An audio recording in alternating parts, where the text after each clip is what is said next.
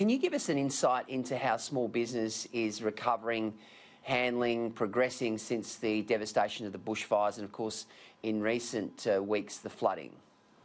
Yeah, thanks, Peter. It's important that we keep the focus on the recovery process in relation to bushfires. It's easy for this issue to go off the front page when the disaster is not there. And in fact, that's what I'm talking about. This is that there is a memorial service this weekend to make sure that the community remains aware in relation to the tragedy of bushfires, and that's at Tudehope Stadium on Sunday. So that's a really important event to sort of get the community involved. For my part, as the New South Wales Minister for Small Business, it's important to be really involved in the recovery process, and small businesses, certainly in a lot of the tourist towns on the south coast and certainly the north coast, have done it very, very tough as a result of the bushfire season. And if you've had a direction that all your tourists leave town, effectively that's saying to all those businesses the income that you were expecting to make out of that tourist economy has left town. So there is a real stagnation of those businesses and a significant demand on governments to be able to respond to the trauma that those businesses are going through. And first and foremost, our response has got to be about how do we get money back into those towns, and we do that in a number of ways. We encourage, obviously, through tourism programs like Love New South Wales and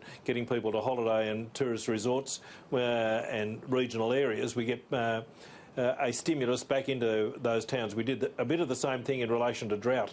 We wanted people to go and stay in country towns to get money as a stimulus into those towns. So that's a really important component of the recovery process. The second component of getting money into those towns is how we actually do the recovery. And by engaging local businesses to do the recovery work, that is the way that we get the dollars back into those local businesses.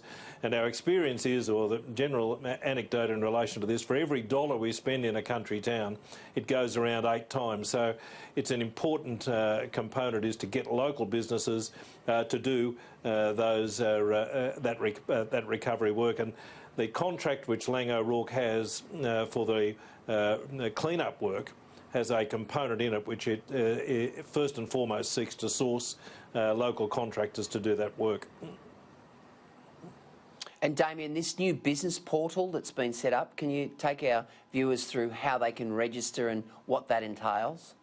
Yeah, well, there's a number of components. Service New South Wales has been really outstanding in terms of trying to coordinate opportunities for small businesses, whether that's obtaining grants or loans, or alternatively registering to be able to do business for government or for the contractor engaged in the clean-up work. So we're encouraging small businesses to go and register their business as being available to do work either for the government or for Lang O'Rourke, and register their names. It's a pretty simple process to go on to that procurement portal through Service New South Wales and register your business as one.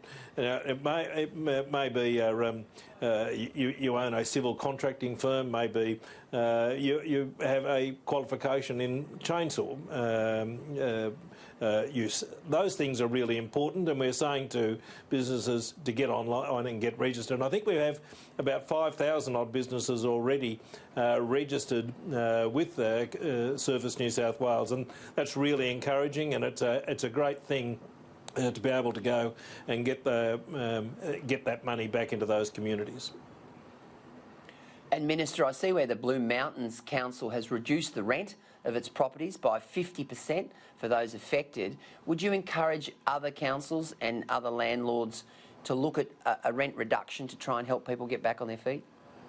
Well, it's a really good initiative which has been taken by the Blue Mountains Council to reduce rent, and it goes to show is that not only should we always just be looking for government to do the recovery process, we all have a role to play, and whether it's encouraging our employees to go and take holidays in the bush, or encouraging businesses to have their conferences in the bush, then the same way, landlords can have a role to play by saying, we realise that you're doing it tough.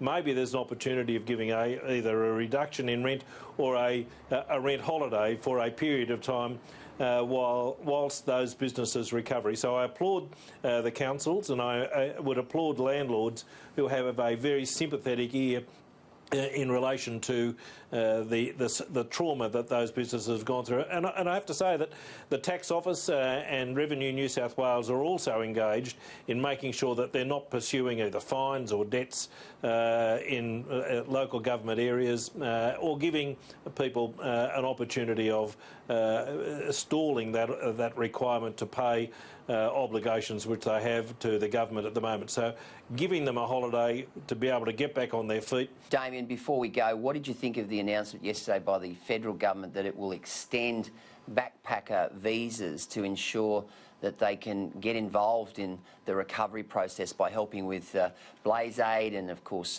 helping with the construction and rebuilding of farms and properties and so forth, and the return for that would be that they would enable them to stay a little bit longer in Australia to help with the backpacking. Yep.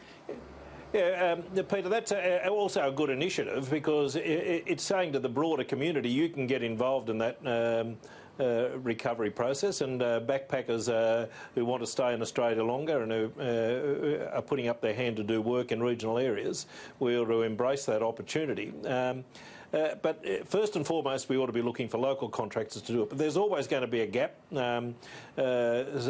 Some people tell me that the extent of the fencing work which has got to be done is so significant that there will be fencing contractors who will be still working in 4 or 5 years' time in relation to recovery on fencing. So using that resource is an important opportunity, and in fact there's a skill set involved that people can learn, and if backpackers are prepared to engage in that, it seems to me a win-win that they can develop the skill set. We get the benefit of the work which they do. They also get the benefit of being able to stay in the best country on earth.